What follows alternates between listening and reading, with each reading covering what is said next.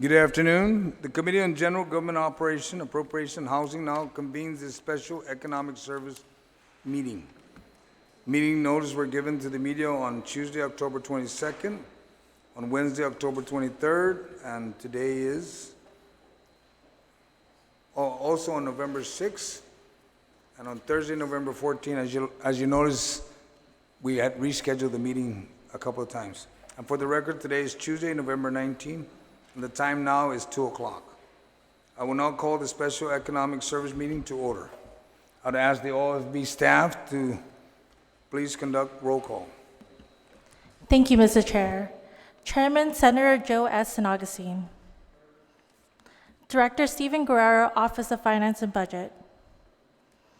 Public Auditor Benjamin Cruz, Office of Public Accountability. Director Mr. Lester Carlson, Jr., Bureau of Budget Management and Research.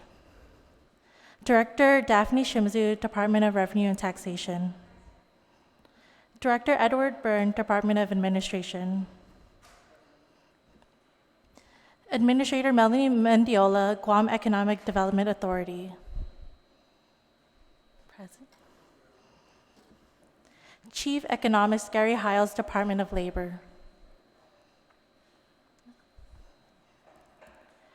Research and Statistics Manager Nico Fujikawa, Guam Visitors Bureau. Chairman, we reach a quorum.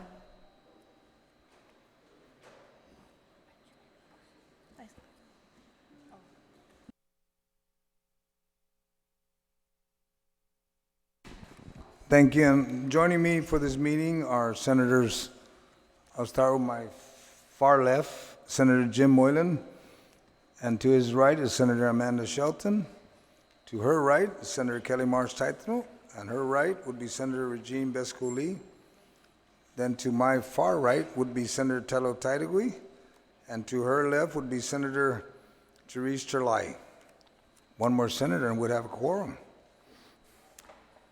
I would ask that when any of the members are speaking on the SES side, not on the legislature side, the senators, please make sure that the microphone is on and introduce yourself for the record. The members may make inquiry during the discussion on agenda items. Outside parties, non-SES member may make follow-up inquiries after all agenda items have been established. I'd ask the director to read off the agenda. Steve Guerrero. Thank you, Senator. For item number 1, will be the FY 2019 General Fund Revenue Tracking. Will be presented by BBMR, DRT, and DOA.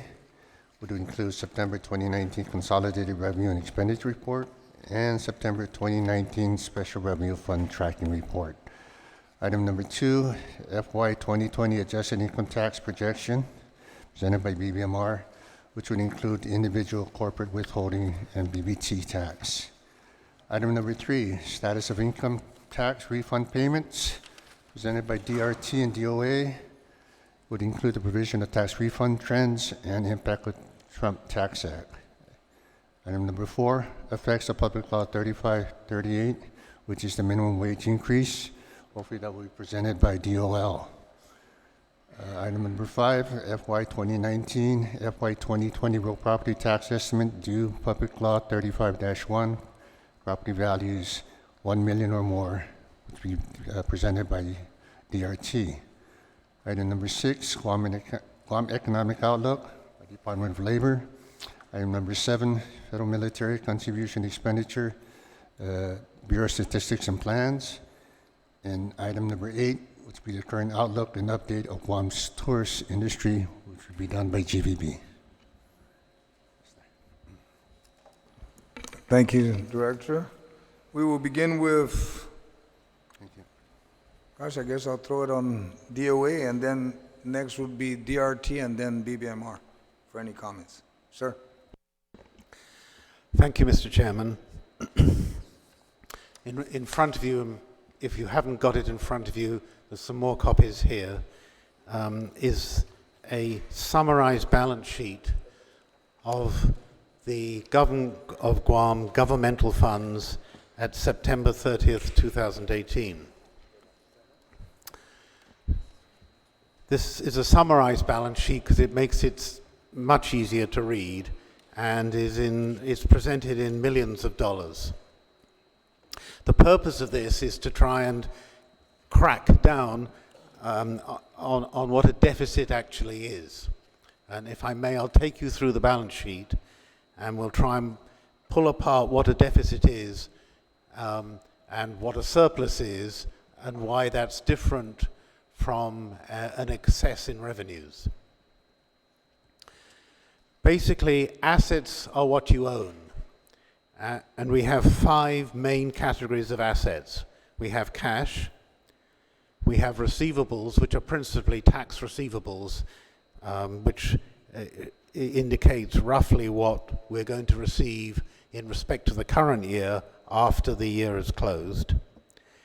We have sums of money due from other funds, and those are principally the special funds where the general fund has advanced money and the special fund reimburses it. We have some inventories and prepayments, and we have a large number of restricted assets. And those restricted assets are mainly the amounts that are held in various escrow accounts for bond payments. And the purpose of them being restricted is that the general fund cannot use them. They're quarantined in these restricted asset balances so that the bond payments could be made without interference. Liabilities are the amounts that we owe. And obviously, you can see from the numbers here that the liabilities exceed the assets. Our main liabilities are accounts payable. That's what we owe to vendors and other providers of goods and services. Other liabilities are payroll liabilities and items that we've set aside because we know we're going to have to pay them in the new year. The tax refunds, because we're setting aside 9 months worth of tax refunds, which we know we're going to pay out of the revenues that we've received in the current year. And it's 9 months because it's from January to September. So we apportion the tax refunds and recognize that we're going to have to repay 9 months worth of those tax receipts. And unearned revenues are the Section 30 funds that we've received during September, but really they're in respect of the next year. So rather than recognizing them as revenue in the year that you receive them, we're recognizing them as revenue in the year in which they apply. So if you add up all these major categories, you can see that there is a net deficit, i.e. we owe more than we own, to the tune of 83.5 million. And I think this was a number that got used the other day. Accounting principles breaks down that deficit into categories, and we have 3 categories in the governmental funds. There's a non-spendable asset category, so that's a balance. That's something that we own of 3.6 million, and those are actually the inventories that we hold down at PT. They're inventories. Inventories like paper and supplies and stuff that we hold down at PT. The restricted funds are the ones I mentioned earlier. These are the assets that are held in various bank accounts to pay the debt when they become due. We have committed balances, and these are funds that we have received that are committed to certain particular purposes. And a good example of that would be the Customs and Quarantine Fund, where any funds we have are committed to that particular purpose, and that particular, it's like a sub-fund. But the big number here is the unassigned deficit of nearly 185 million. That's the amount that if it were positive, would be available to us to spend.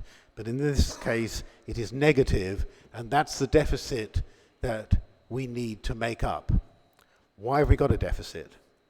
Well, principally because revenues in prior years were lower than expected.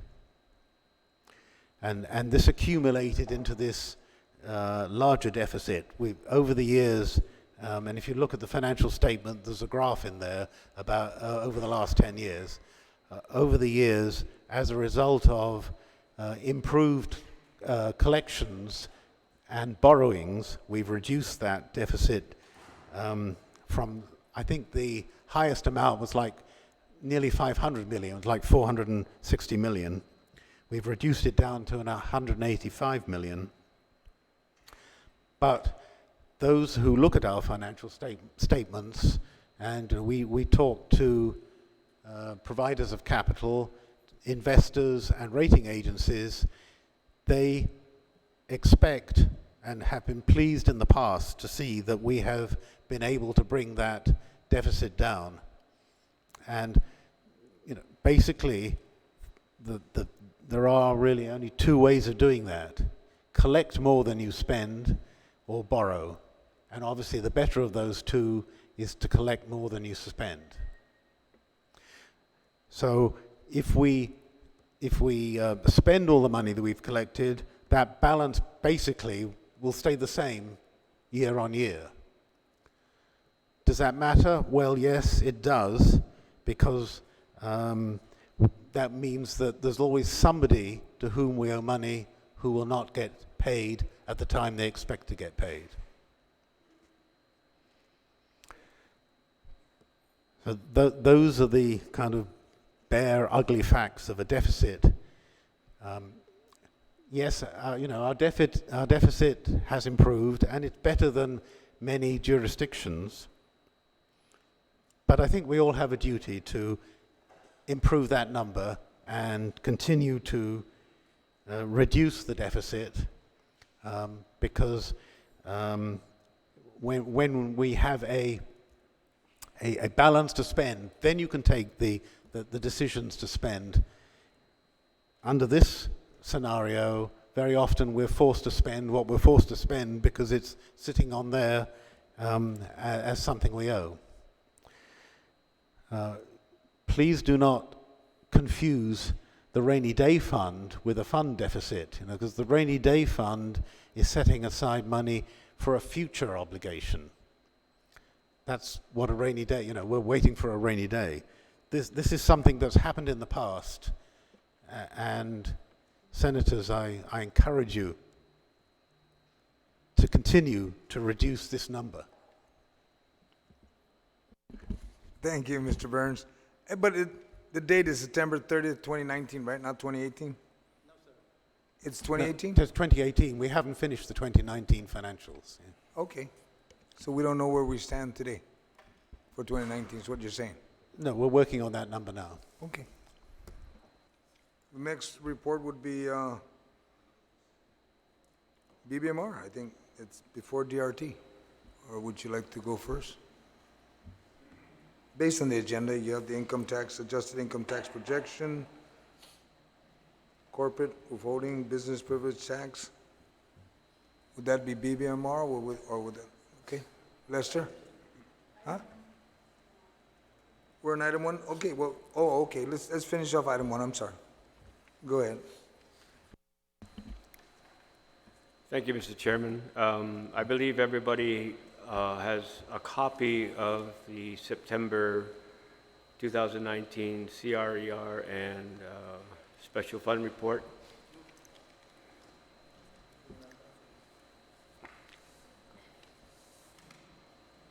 The summary of the CRER is that we collected $22,400,000 over what the adopted general fund revenues were.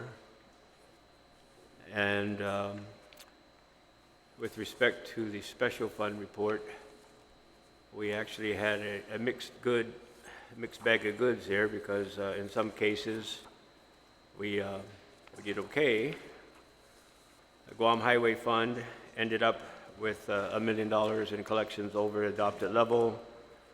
Solid Waste Operations Fund was 442,000 short of appropriation level. The TEFF, or property tax collections, was 5.2 million below adopted levels. The Tourist Attraction Fund was $383,000 above the appropriation level for fiscal 19. The Healthy Future Fund was short of the appropriated level by just a little over $3 million. And the Customs Inspection Services Fund was short $568,000 from the amounts that we projected that we would receive in the last fiscal year.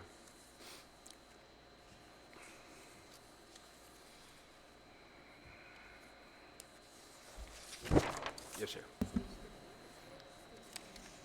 All right. Yeah. Ms. Daphne, you have anything you want to report out on item number 1?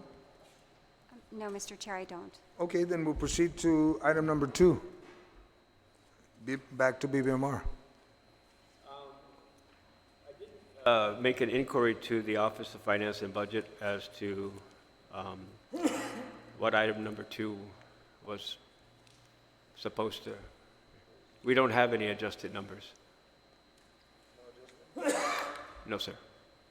Okay, then that's your report. There's no adjusted numbers. Okay. Thank you. Status of, now we'll go back to Ms. Simzo. We're on item 3, status of income tax refund payments, mixed up with Mr. Burns. All right. Mr. Byrne. So with regards to the income tax refund, with Revenue Tax is required by law to submit to the legislature on a monthly basis the refund liability report. Based on what we filed with the filed on November 15, we had paid for 2018 tax year alone. This is 2018 only, taking into consideration that, of course, during the course of the year we do pay for other tax years. But for 2018 alone, we paid a little bit over $118 million in income tax refunds. And that's for, again, tax year 2018, and that's as of the report that we last provided. We do have in the report, or indicate in the report, that we have about 2,000 refund returns that are processed and waiting for payment. And then we still have, of course, unprocessed returns that are sitting in our inventory and that are also waiting to be processed and paid. And that's really, again, where we are, Senator. And that's from our refund liability report. Of course, the refund liability report is on a different, it doesn't take into consideration, I guess, all the amounts that are paid within the year.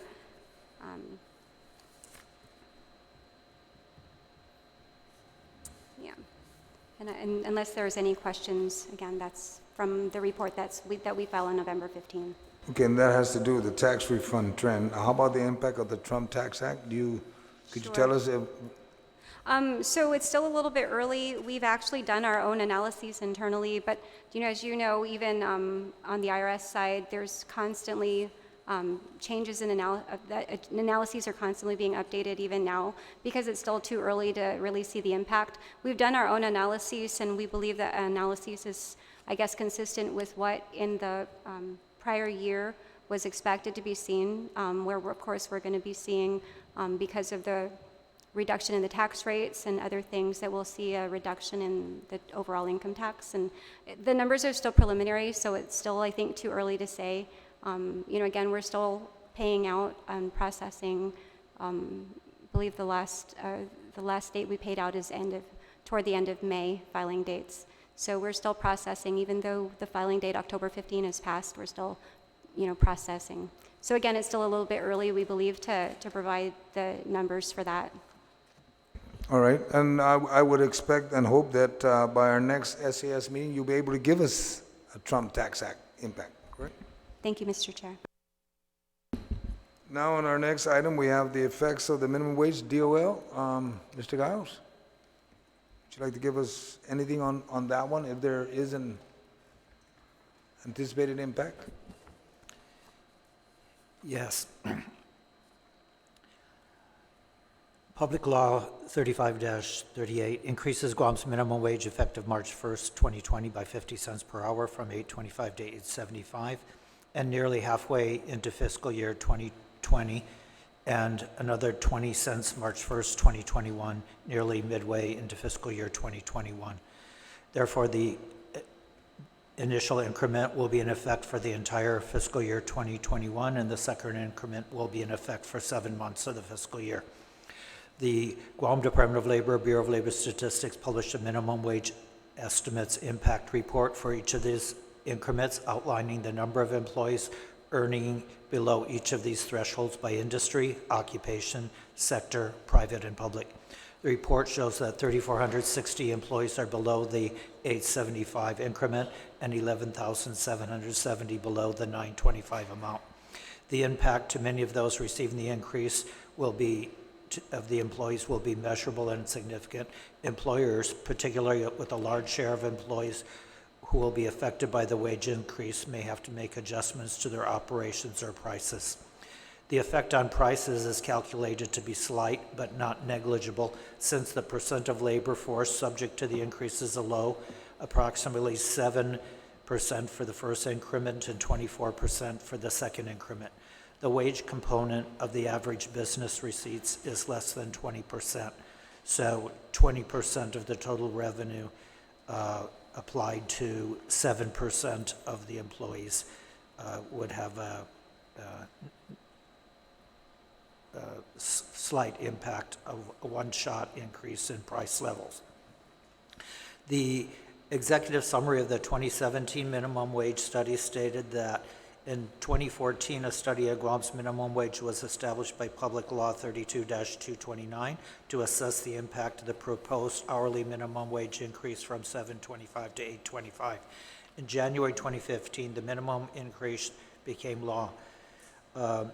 Presented in that report was a retrospective review of the minimum wage increase on Guam's economy and the response by island business, firms, and households to the implementation nearly 2 years later.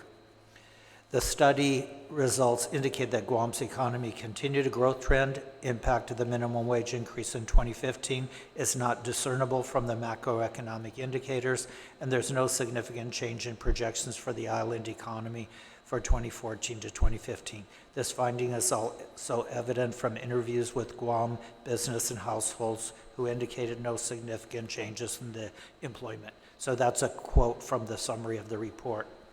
In my view, we would expect similar outcomes with the implementation of the new rates in 2020 and 2021.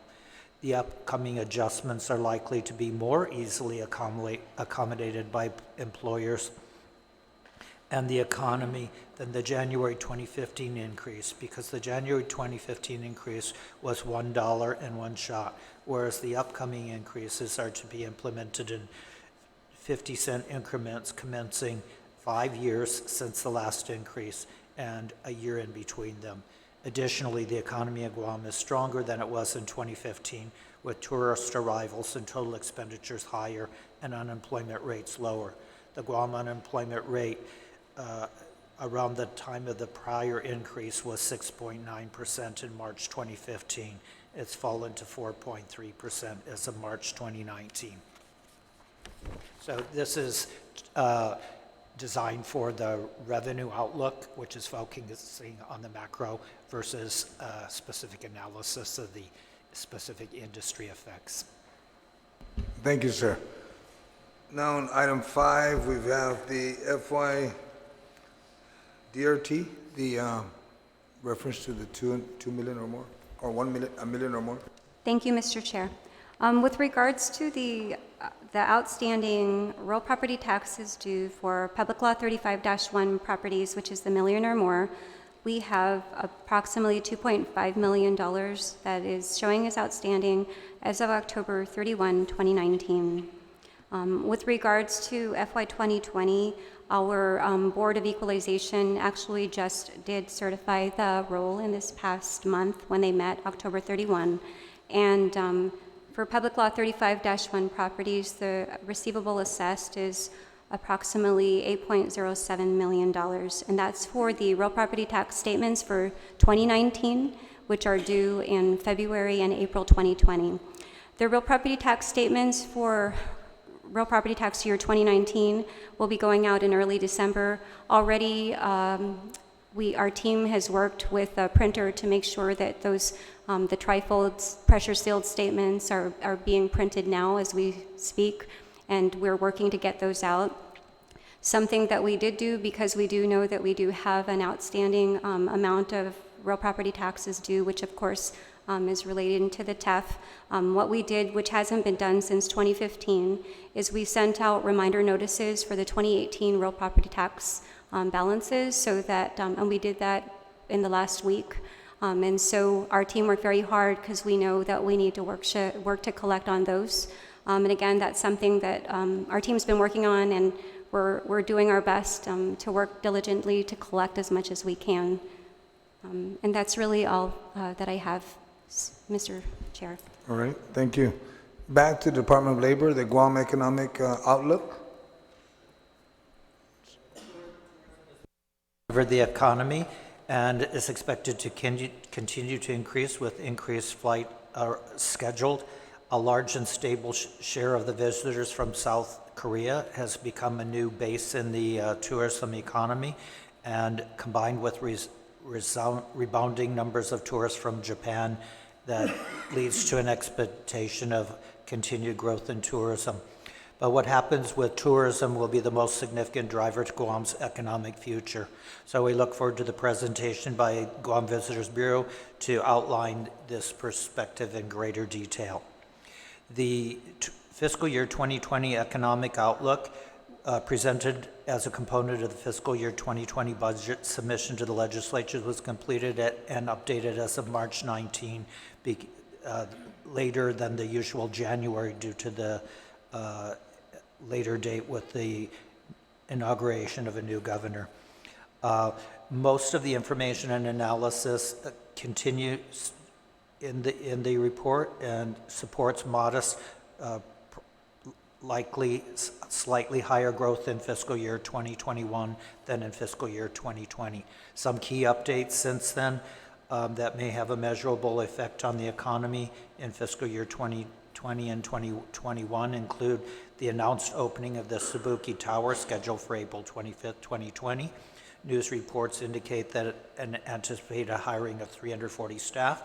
This will add both hotel capacity as well as increased employment and revenues associated with those. The 2020 Census of Population and Housing is in the process of hiring more than 700 workers for the census to be conducted in 2020.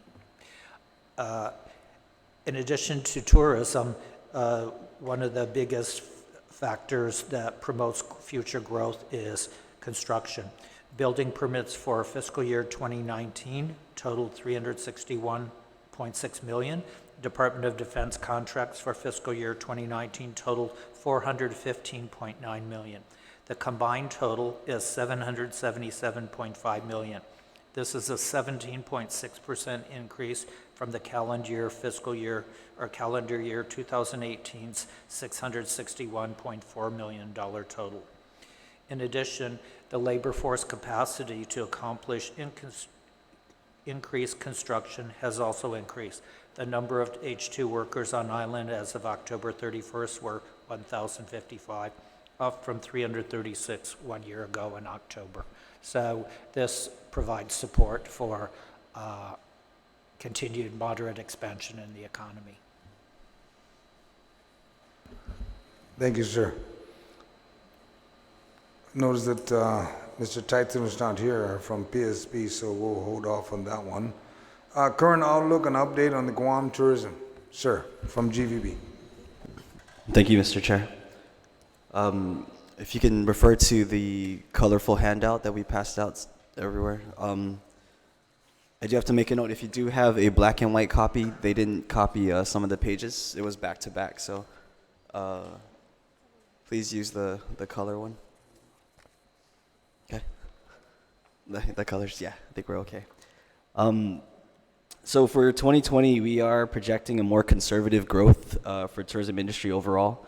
If you can refer to the total bottom line number there of 1.5% for the tourism industry, as opposed to the very successful 7% we've had for FY 2019.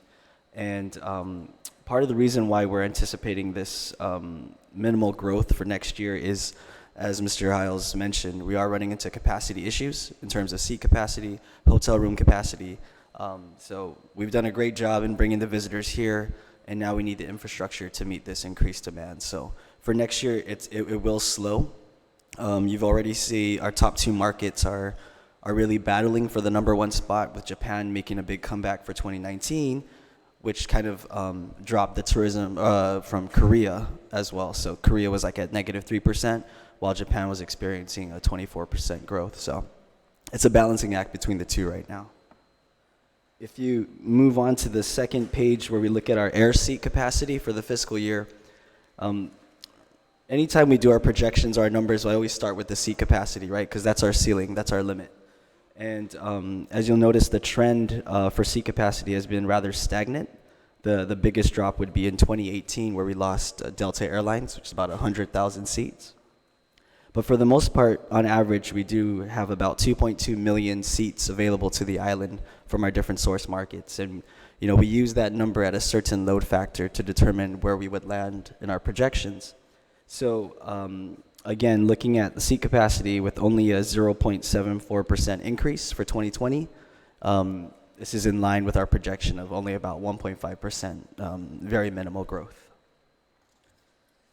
Sorry, if you go to the third, I forgot to number them, so if you go to the third page with the colorful green line on the top there, this is a better illustration for everybody. It shows our actual arrivals versus the seat capacity for each year, and you can see on average these seats are about 71.3% filled every year. So with this slight growth, we'll see slight growth in seat capacity, there'll be slight growth in visitor arrivals. Moving on to the next page, if you don't mind, I'll fly through this. The good news is for 2019, we did make a full recovery in the tourism industry, which is great news considering we had a very rocky start to 2018. You can see there on that line chart the seasonality of our island with the peak seasons in December, March, and August. You'll notice that every month except for June of this year, we've had great growth versus 2018. So we've made a full recovery from North Korea, which is always good news. But however, we are reaching this stagnation point, so something to consider for everyone. Moving on, one of the bigger topics that we're looking at or focusing on is hotel occupancy and the average daily rates. And we can see that we are now reaching very healthy levels for our hotel industry. With the rise of the Korean market over the past decade, we've seen stronger competition in booking rooms on the island. And this has driven the occupancies to nearly 90% filled in our hotels. We had a contractor come in just last week, and it was almost impossible to book a room, which is a great problem to have, but it is a problem, right? So, we should be mindful of this. And with most of the hotels, like I mentioned, fully booked, the market will continue to evolve, and a lot of our visitors are more intuitive and resourceful. Of course, with the rise of Airbnb and other alternative accommodations, I checked it this morning. There's about 304 listings for the island, which essentially is an Airbnb hotel that'll house people that can't find rooms. So, ADR is average daily rate. Yeah, the rate that the hotels are charging. So you'll notice that on average across the island, we're charging rates of about $211. I'd ask my colleagues that if you want to ask any question, please turn on the mic so that, because it's being recorded, and then Nico can respond. Yep. Okay, so go ahead. Are you almost Sure. done? Almost done, yeah. One more page. This is in terms of per person visitor expenditures. For 2019, we saw a very significant growth in our overall expenditures for the island, especially on the on-island expenditures. Across the board was about 23.5% growth over 2018. Although this does look really good in terms of economic impact and expenditures, we also have to be very mindful that our destination is becoming very expensive. The on-island spend to purchase food, transportation is becoming more and more expensive for our visitors, and this is something that can be a future detractor if we're not mindful of this. So, and that is my current outlook. Thank you. Thank you, sir. Yes, I was gonna, you wanted to ask him? I'm gonna start with, just a repeat, okay, if you can just, Repeat what you said about the B&Bs. Did you say there were 304 listed? Sir, Listed yes. where? So for the island, there's about 304 listings just throughout, dispersed throughout the island. But the way that I personally look at that with my team is about 300 rooms per hotel. So this Airbnb is essentially a hotel that we didn't build that the island is offering our visitors to take advantage of. So they're staying at other places, which is why we're hitting these 1.6 million visitors, but our hotel rooms are filled. So they are moving into these alternative accommodations. okay. Yeah. Now I'll allow DRT to respond to that, because Sure. that has to do with licensing and all of that stuff. Thank you, Mr. Chair. With regards to the Airbnb and the number of listings, when our team actually did work with GVB, and we, when GVB held their Airbnb summit, or their summit a few months ago, and when our team did further research, what they found was, although there may be 304 listings, I believe that each unit can actually be listed multiple times. So I believe maybe up to 16 or some number like that. So when we were looking at, perhaps the potential number of rooms that's actually available, and the reason is because, so for example, you can have multiple rooms within one home or one condo or something, and that actually can be listed either as a single room. It can also be listed as a full home, and so there's multiple ways. So the 304 may not necessarily equate to actually 304 actual available rooms. They may be 304 listings, but they can be significantly less, just based on our team's research. Okay, Ms. Shimizu, but as you identified and as GV identified 304 rooms, can you verify or validate that there's 304 licenses out there? So just to clarify as well, that with regards to Airbnb is actually a brand. And so within the Airbnb website or other short-term vacation rental website, there actually are different types of units. They can be short-term vacation rentals, they can be B&Bs, they can be apartment listings even.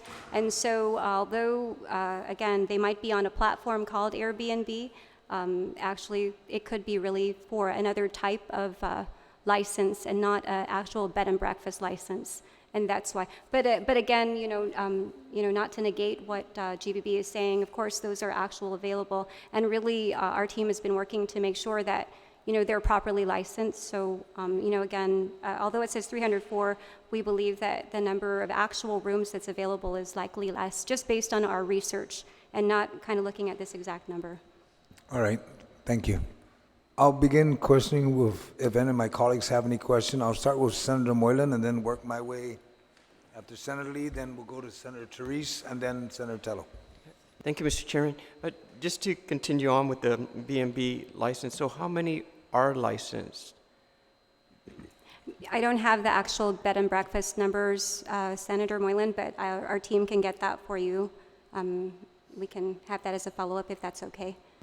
Please. I guess because our issue was that we were hoping those that are supposed to be licensed do get licensed, and there was those that haven't been licensed. And if you can tell me, has there been an improvement or more are getting their license? So after we began doing our operations early this year, we definitely did see that people were coming in. Of course, the way that we approach things is our goal is to educate. Our goal is to educate first, and after we've educated and advised the public that we're going to be going out and enforcing, then we go and enforce. And so that's what we did. When we went out and we did enforcement, or we began enforcement, we did issue notices of violation, the first time that ever notices of violation for B&Bs have ever been issued. So we did that early this year. After that, we did see an influx of people come in. And, it's very important, though, to, for people to read the law and to understand really what's the definition of a bed and breakfast. So a bed and breakfast itself, actually, bed and breakfast can only be licensed to, or a licensee for bed and breakfast can only be a sole proprietor. Cannot be a corporation. You cannot be organized in such way. And so what we found was, although people perhaps may have wanted to refer to their business as a bed and breakfast, it really wasn't. It was probably where we see short-term vacation rentals. Some of them were even like monthly rentals or just a regular, just needed a regular, like a home rental license. And so, that's what we saw when people started coming in. But we've been working to educate. I think GVB did a great job when they pulled together their summit that was held at the Guam Museum. And I attended a session that our team held on the licensing. It was very well attended, and I feel that, the people there got a lot of good education, and they were able to also have references within our agency to who they can contact. So I believe that, yes, we've been working on that, and I feel people are more educated. Not to say that perhaps we, shouldn't work more to make sure that people are educated, and that's something I know as well. Some of the senators had asked of us after we had participated in GVB's summit. Thank you, Senator Moylan. Senator Tideno? Kelly Marsh Tideno? I don't necessarily have a question at this particular time. It's very useful information to be hearing on a periodic basis. And certainly there's a lot of mixed information to try to discern in the bigger picture. But a couple of bright spots that were important to hear were those dealing with our tourism industry, and then reading through with the minimum wage increase impacts, that overall our economy is stronger than it was a few years ago, and that we are continuing a growth trend. So I think those are important to consider amongst the other information about certain special fund shortfalls and other things that we'll be dealing with. I think that information at least helps me offset and have that bigger picture of what's going on, and it looks like at least there is some positive news in there. So Sainam Asi for providing all of that information. Thank you. Senator Lee? Sujus Masi, Mr. Chair, and thank you all very much for being here and for providing the reports. Ms. Shimizu, I just have a question for you. You were updating the meeting, and you were mentioning 2,000 refunds awaiting payment, and then a number of unprocessed reports. Do you have that number for the committee? Yes, Senator. So, and if I, hold on just a second. So I guess my question is twofold. So Okay. How many unprocessed reports are there? And then in terms of, usually we say they're error-free from a certain date, so if we could have that kind of update, just so the public's aware. Okay, so with regards to the refund liability report, again, that was filed on November 15, which is through the period October 31, 2019, as of this time, what our report is showing is that we had about 2,000 refund returns processed and waiting for payment. And by processed, meaning that we've received them, we've classified them, we've entered them into the system. They were waiting for payment. We do have a number of unprocessed, which is about a little bit over 2,900, but I was talking with my team because although this is what we're showing in our report, we're not able to account for the full inventory because there are still returns that when we receive them, they're actually sitting and waiting for us to inventory them, for us to put them into this pool. So, this number here, that 2,900 number, that is what has been reported, is not complete, and we know that. So if we look at the prior years, we see that for 2017, our total tax returns filed for tax year 2017, and again, these could have been filed in 2019, they could have been filed in 2018. There was approximately 78,000. For 2018 tax returns, as of October 31, we have about 56,000. Sorry, excuse me, my eyesight's kind of bad. Okay, so 56,000. So that means, there's still quite a few that are left to be processed. Again, we're still our team has been working very hard. In the beginning of the year, of course, we were doing overtime to make sure that we stayed on top of things, and that when we hit the October 15 period that we would be able to pay out all those returns that were filed through the April 15. We're no longer doing overtime, but we're still continuing to make sure that we stay ahead so that we can make sure that we are processing and paying in line with the permanent injunction. But we still do have several that, of course, we're expecting. Of course, I believe our team has mentioned that, that we believe that, there are people who do not file within the year that they're supposed to. So even though the October 15, which is the extended due date, has passed, there's still a good amount of people that probably have not filed yet. But again, and this is for individual tax returns only. Does that help, Senator? Thank you. That helps a great deal. Thank you very much. And thanks to your team at DRT for continuing to update us on your progress and to help get those refunds out as quickly as possible. Senator. Thank you. Mr. Hiles, thank you also for your report. We always appreciate those numbers, especially in terms of construction and the military buildup. So thank you for keeping us updated. Mr. Nico from GBB, just a couple quick questions for you. So in terms of the air seat capacity on your chart, you were I think it's page 2. I just wanted to ask you about your marketing efforts. It's my understanding that in the past, GVB has had incentives for charter flights and other things in terms of, you said your 2 limiting factors were seat capacity and hotel. So what is GVB doing currently to address seat capacity for the next few months? So we're actually coming into a peak season in terms of overall travel right now, and there are a lot of airline partners that have already decided to change equipments.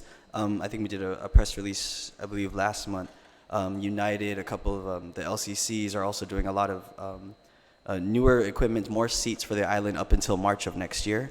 However, because we do have our charter incentive program, which has been very successful, it's actually the main reason why the Japan market was able to rebound for 2019. Because we have other factors next year, for example, the 2020 Olympics in Japan, it's going to be a little more difficult for us to secure these seats with our partners. Even though we are continuing to push, we won't see the same levels that we had this year. This year alone, we had over 800 charter flights that brought in an additional 150,000 seats. So that's almost like a regular service legacy carrier. It's almost like having Delta still in the market.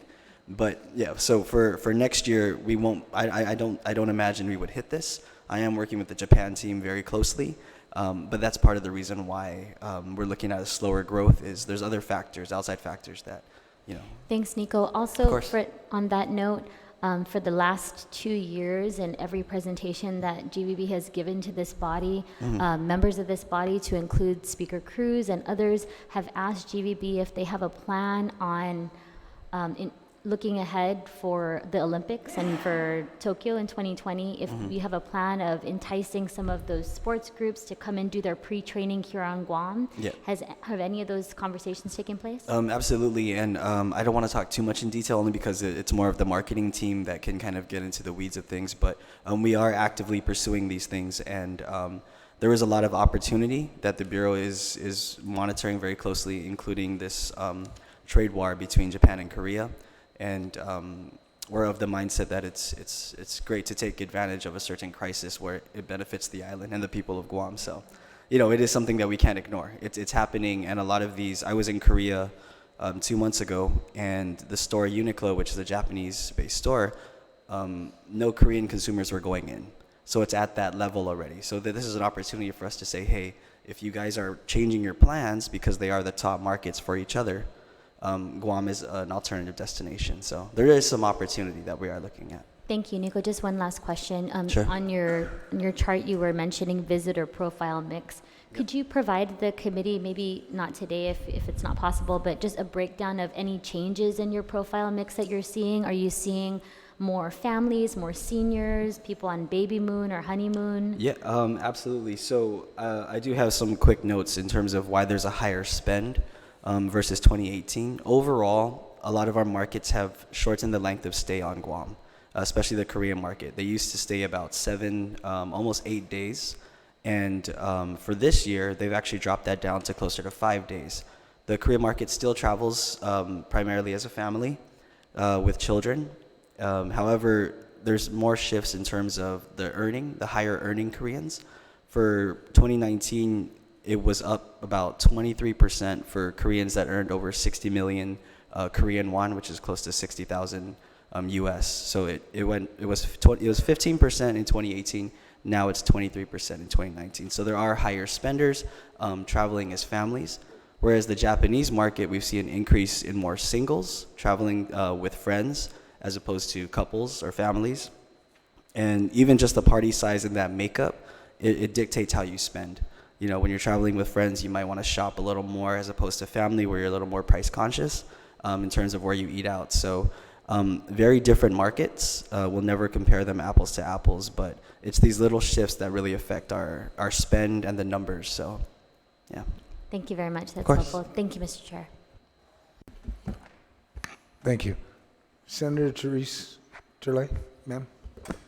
Sure. Thank you, Mr. Chair. I wanted to ask about this, the balance sheet that you presented, Mr. Byrne. It's for September 30, 2018.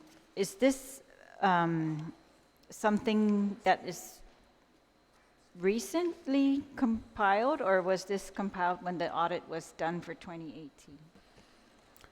It's a summarized balance sheet, Senator, from the audit for fiscal year 2018. When was that done? The audit was completed kind of first part of June, basically. So before our budget was completed, June 2018, June 2019. Yes, Okay. yes. And, you know, the full balance sheet is in the audit. in the audit All right. report. Right. Thank you. Appreciate this summarized. Can you just explain a little bit more about this? So the net deficit from assets versus liabilities is 83.5 million, and then you did fund balances, and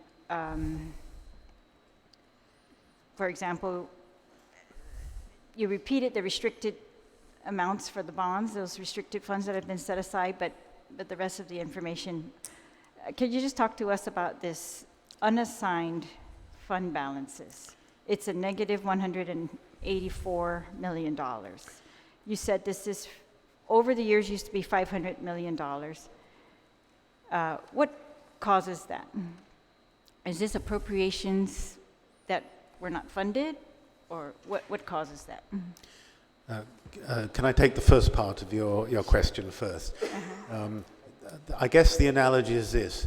If you've got $100 in your bank account, but you know you need to spend $50 to pay for lunch and $10 to pay for a snack, that's the committed type of fund, right? Okay. You've got it there, but it's committed to something.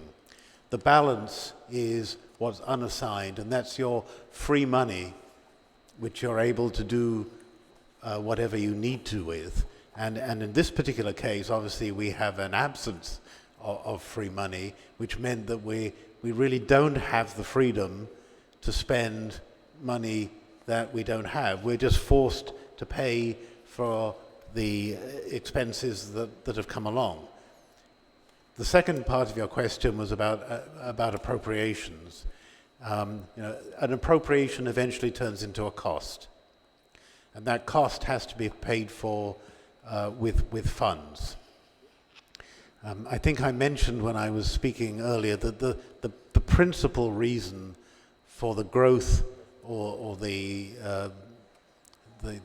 depth, and again that graph can be found in the MD&A section in the financial audit, was optimistic revenue projections which weren't realized, even though the appropriations were made based upon those optimistic revenue projections.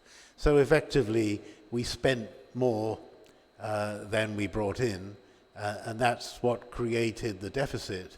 And the only way that you can fund that deficit is by having an outside source for funding that deficit. And in this particular case, as you can see, we've got some payable, some vendors funding the deficit. We have the other liabilities that we're recognizing are funding the deficit, and effectively the Section 30 funds which we get, as I said, we get in September, are funding what we had in the year that's being completed rather than the year that we're embarking upon. So does this unassigned include, the unassigned negative 184 million include the 77 Section 30? Yes, it does.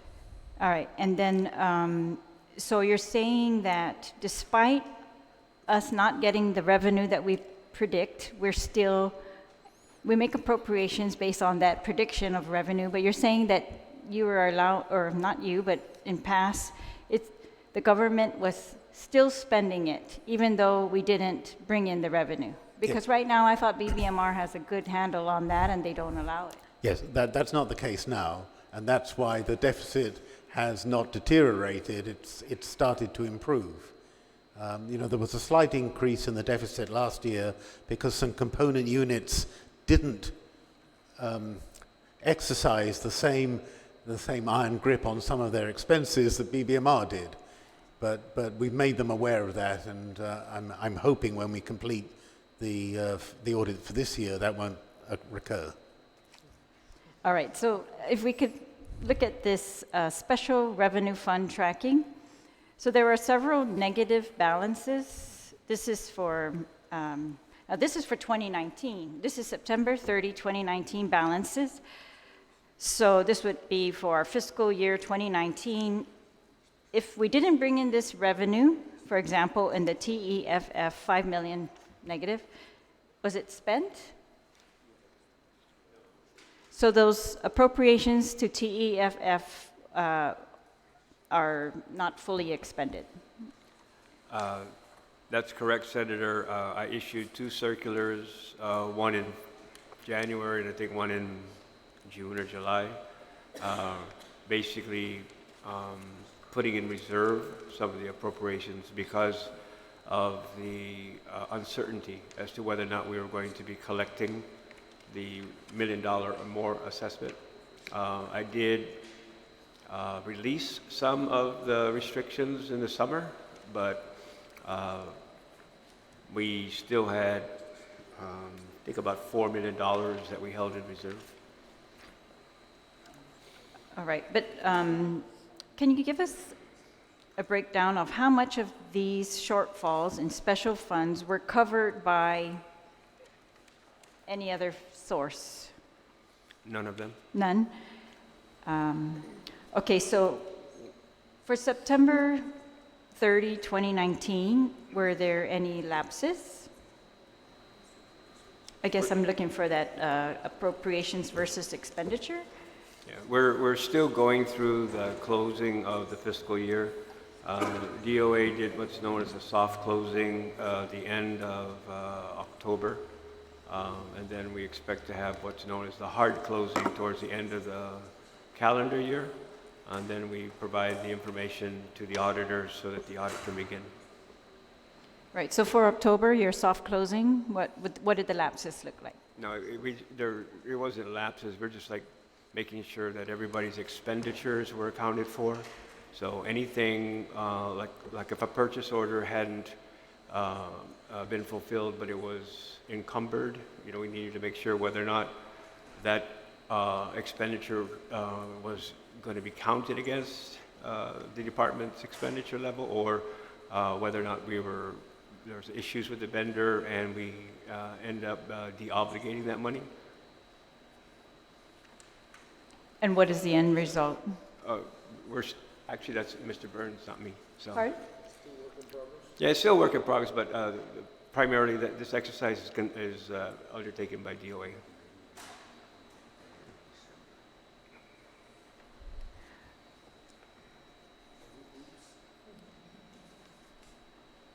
Some agencies were allowed to carry over or use lapses. So I guess I wanted to know, do you have a breakdown of which agencies have lapses, and so we know whether they were, whether they can bank on that or not? There are preliminary indications that there are a couple of departments did have lapses. My department had a $45,000 lapse. I can tell you that because I know that. But again, we're still in the soft closing. We need to make sure that what it is that we're accounting for is been looked at 2 or 3 times before we can give you any accurate information. But you are correct that there are a number of provisions in the budget law that allows people who have unexpended funds to carry over those funds into the next year. The legislature being one, office of the governor being another. So should there be lapses, those entities will certainly be able to avail themselves of the use of those monies. All right, well, your consolidated revenue and expenditures report as of September 30, 2019 shows a grand total of $15,270,423 funds available, looks like from expenditures versus encumbrances, or appropriations versus expenditures, which, is that lapses? I mean, that looks like appropriations, that they're all positive amounts on every column here, appropriations versus expenditures, that they've spent less than was appropriated. So does that mean 15 million still available from the revenue for 2019? From the appropriated revenue in 2019? The report date for the end of September is October 15th. I mean, October 20th is when we're required to submit it. So this information was provided prior to the soft closing. So some of the information is there based upon system information. DOA continues to work with the agencies to ensure that the reportings are accurate. But I will remind the body here and anybody listening that when Mr. Burns referred to a component unit, that we have no allotment control and no hammer over if they don't and didn't change some of their spending habits. Anything that we may have here might be negated by their spending habits. But wouldn't it have shown as an expenditure or an encumbrance? Not necessarily. All right, well, what about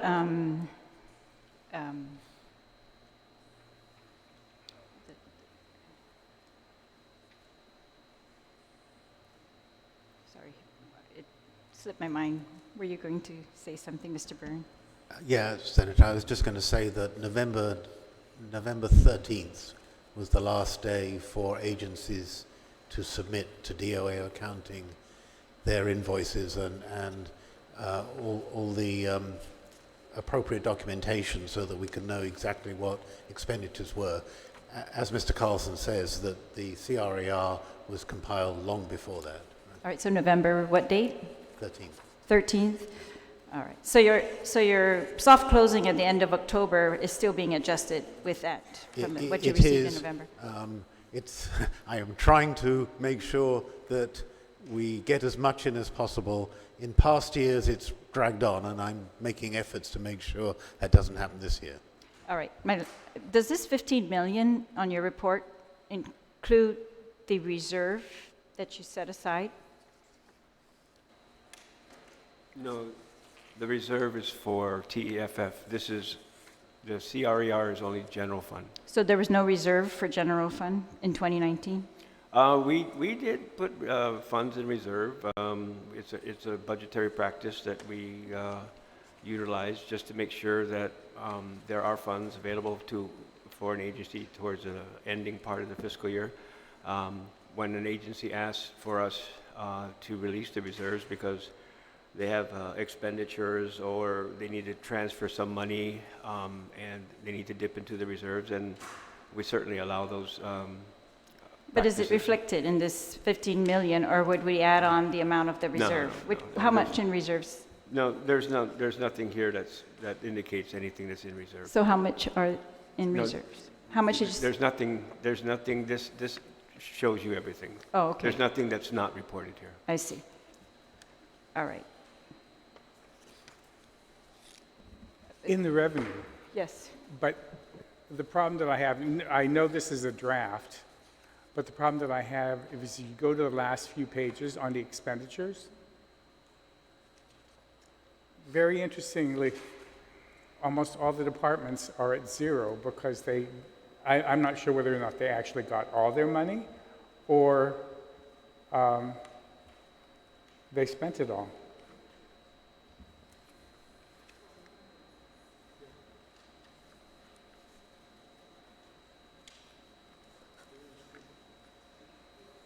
But you're talking about the encumbrances column? Yeah, no, of the total, their balance available. Oh. A lot of them have zeros. Oh, yes. Because there's no encumbrance, but it seems that they got their entire amount. But I have question about that because DOE shows that they got everything, but they're still complaining that they're short 5.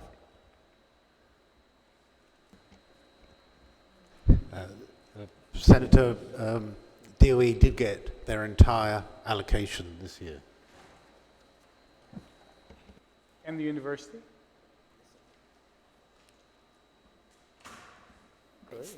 Is it possible then to get a report as to the shortfall and the special funds? Who didn't receive that then? If I think, you're saying the CEF. Senator Therese, that is exactly in order, that the Department of Administration, BBMR, whichever agency needs to, provide us a report of exactly the status of every agency, what they were budgeted, and if they received all their budget appropriation. That's, basically what you've answered about DOE and UG. If you can provide us that report, then I can provide my colleagues a copy of that for all the agencies, so we'll know exactly where they stand today. Okay? Don't have to give it now, but Yes, if you can provide the report. if I could point out that's one of the reports that comes out in the audit report, and you can see agency by agency which ones overspent and underspent.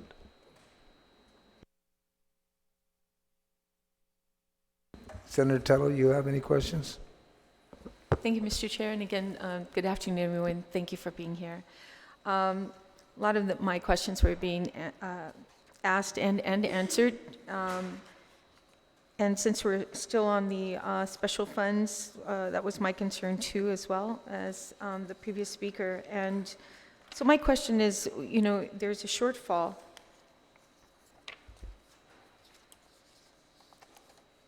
There's obviously a shortfall for these special funds that was pointed out earlier.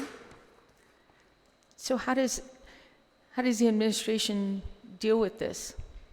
If there's a shortfall at the end of the year on this special funds, let's take for, territorial education facilities fund. So what do? You're able to wait to next year, or how do you address this? The memorandum that I sent out in the summer basically informs agencies that receive TEFF appropriations that there was going to be an amount held in reserve and they wouldn't be able to spend it. So agencies would have to then reprioritize their activities. They would have to make some changes. One of the entities off the top of my mind is DPW's bus operations. So DPW was able to shift funding to ensure that bus operations continued and that operation didn't suffer from the inability to have this funding made available to them. Good. So do you consider this a deficit in your report? Do I consider it a deficit? Yeah. Not really, because everybody made the proper adjustments to operate under the funding availability. Okay, thank you. And then in the section where it has the paper that you put out, DOA, where it says other liabilities, I guess other liabilities, when you're saying unforeseeable, is this considered like, for instance, the Dave Davis issue? Would you put it in this liability? Well, if it had impacted that year, yes, but it also is like payroll liabilities because, you know, at the end of the year, we often have payroll to pay because the payroll periods don't necessarily coincide with the year end.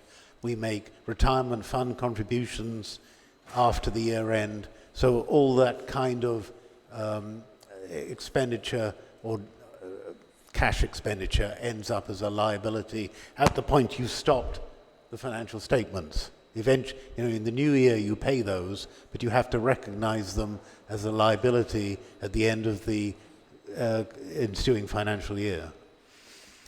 So I guess what do you have anything itemized for this section here, other liabilities? There is an analysis in the financial statements on the balance sheet that breaks it down more than that.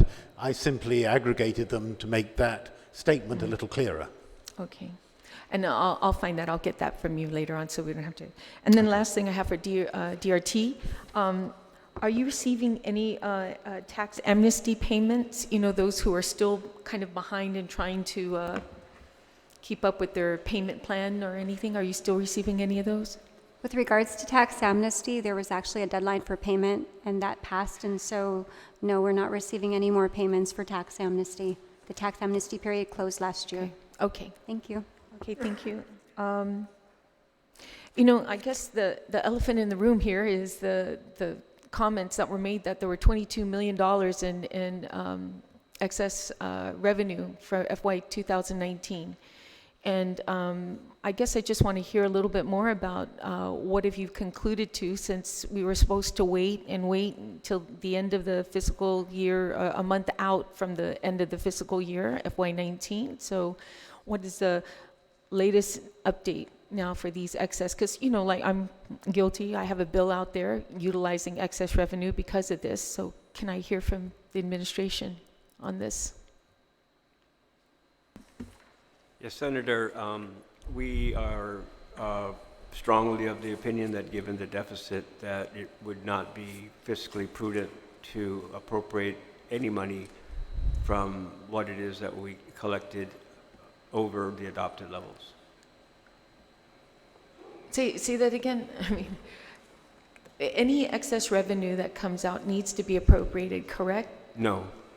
No. Not when you have a deficit.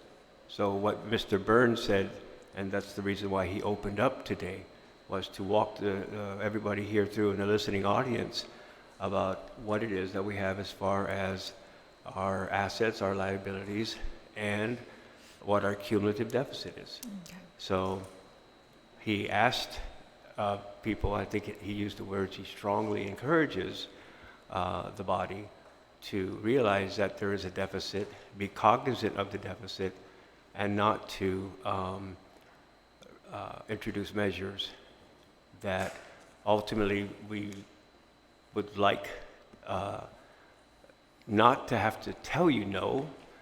I'm trying to be as nice as I possibly can, but you know, we really do not support any of the 11 measures that I have received totaling over $12 billion. Okay, thank you. One follow-up. I'll have Senator Lee first, and then you, Senator Therese, and then we'll end it.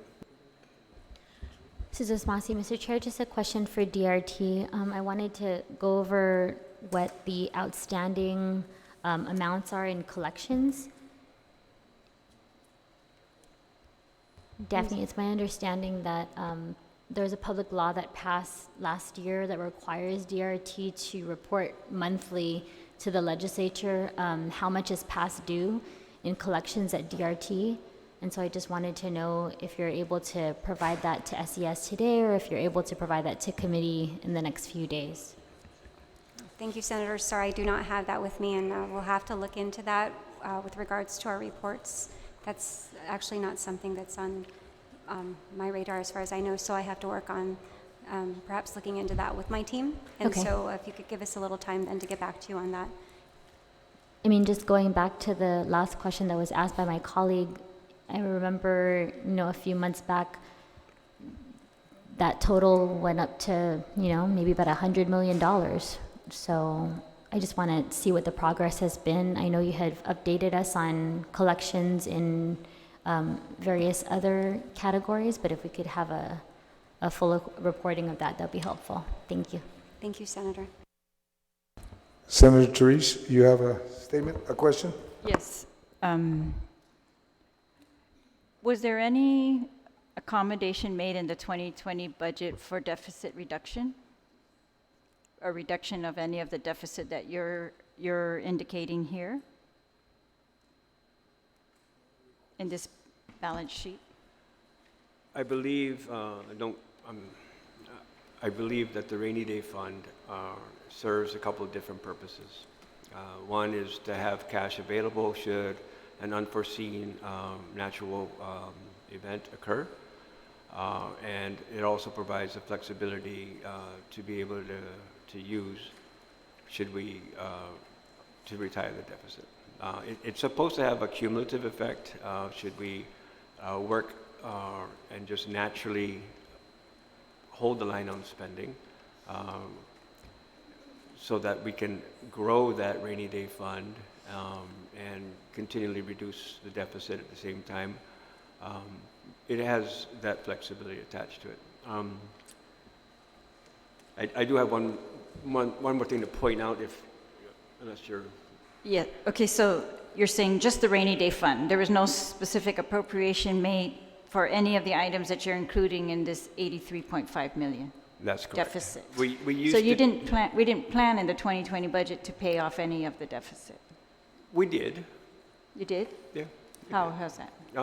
Instead of the 2% deficit reduction that we normally use, we use the rainy day fund. Rainy day fund. Okay, and then what about back to the 184 million unassigned deficit? You said, Mr. Byrne, we're forced to pay expenses that come along.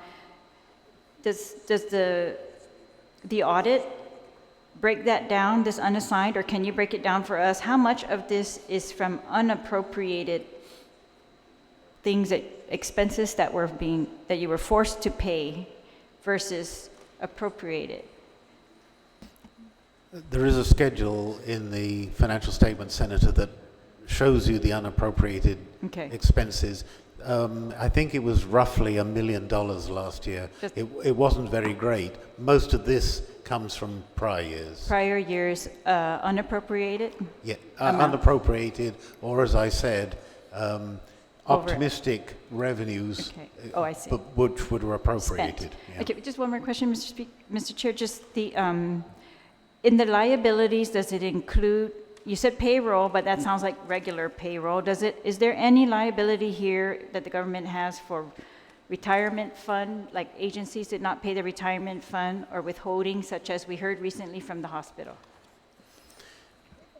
Well, that wouldn't be in the governmental funds. That would be in their own financial statements. But what about this one? Are there no, other agencies? The general fund consists mainly of the line agencies, and they are paid up. There is, however, a liability in last year, and I know that Mr. Carlson wants to talk about the liability for this year for retiree health premiums that were included as a liability. They were paid in the new year, but we have a similar situation that I think he wants to talk about at the end of 2019. So, but as far as you know, DOE is paid up with their retirement fund liability and their withholding liabilities? As far as I know, yes. All right, thank you. Thank you, former Speaker Cruz, for drawing something out of me that I wanted to talk about. On page 7 of the Consolidated Revenue Expense Report, under GGRF, Health, Dental, Life Insurance, you see an appropriation of $32 million, an expenditure of 31.8. This is an example of some of the cleanup work that we're doing. We accrued some additional liabilities, and we actually have a $5.2 million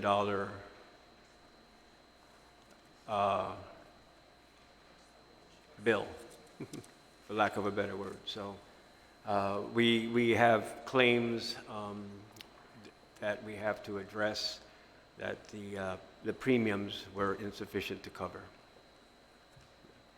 So this happened last year as well. Governor Calvo used his transfer authority and he paid $5.6 million of retiree medical dental life premiums that were due and payable. We have a similar situation this year. It's $5.2 million.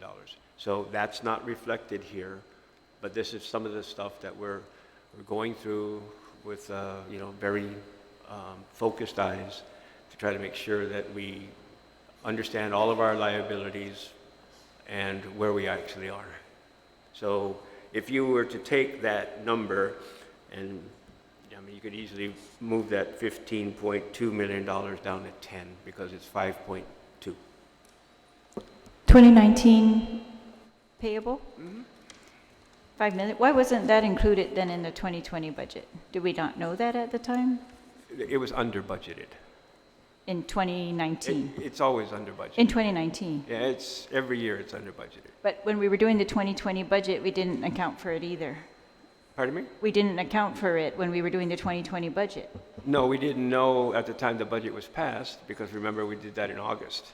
So you still had August and September and you had, utilization.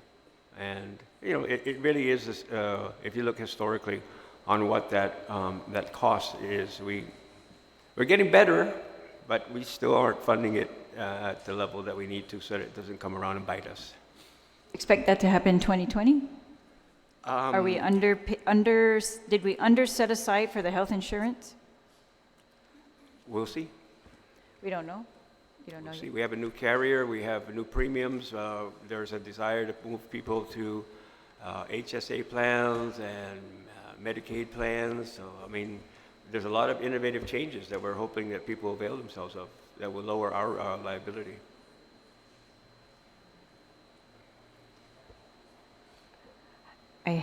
Is DOA going to do any active effort to get them to do that, if that's what the plan is? Because I haven't heard it except when we went to the presentations by the new carrier.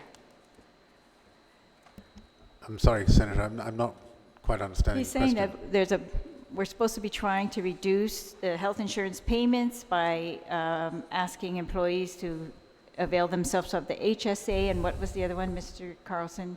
Another option? Well, these Right. are... But then those are required.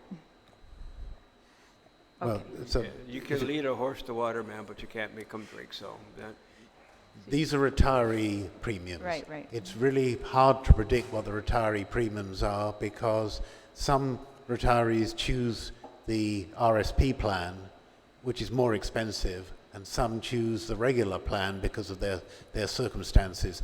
Well, I'll be better able to answer you. I think we're getting the first bill from Aetna in a few days. I'll be better able to answer you then. Great, that's what that's what I'm asking. I would think that by now we could know at least a little bit as to whether we've set aside enough or not. Okay, thank you, Mr. Thank you. Senator Moylan, real quick one, because we have to wrap this up because we have an active shooter training at Gotcha. 3:30. Right. All right? I'll be under the table. Thank you, Mr. Chairman. For Mr. Carlson, again, just to reiterate on the excess, not an excess, surplus, not a surplus, that money there. So I guess that would fall under the governor's 10% authority to do what she feels is her priority. Does not need to come to the body at all. No, We don't sir. have to approve anything at all for that possible $20 million or $24 million. No, sir. What, are you referring to the unappropriate money? Unappropriated, yes. Just follow that tune, Senator Moylan. Thank you, Mr. Only the Chairman. legislature appropriates. Let's start with that, and then go ahead and continue with your question. So is the legislature going to appropriate the excess amount of what we have, the projected of 24 million? I think Mr. Byrne and myself and certainly the governor, are strongly advising this body not to do that because of the deficit. Thank you. Thank you very much. And on that note, a reminder of my colleagues, when we sat and we discussed the budget, they identified an approximately 27 million, and we identified 10 that would go to GMH, and we still have that focus to get it to GMH. So on that note, if you follow that statement you just asked, even though the governor wants to be able to pay down the deficit, I think they need to be we need to sit down and discuss how she plans on reducing the government's expenditure so we can reduce the deficit. Because whenever there's over collections, then we just work it and make sure the agencies are whole so the agencies can do what they need to do. All right? And with that note, and there's nothing else to be discussed, do I have a motion to adjourn? Motion to adjourn. Committee will conclude this meeting. Is now 3:27. Sidus Masi for your attendance and participating in today's meeting. And for those at home, thank you for watching. Have a nice afternoon.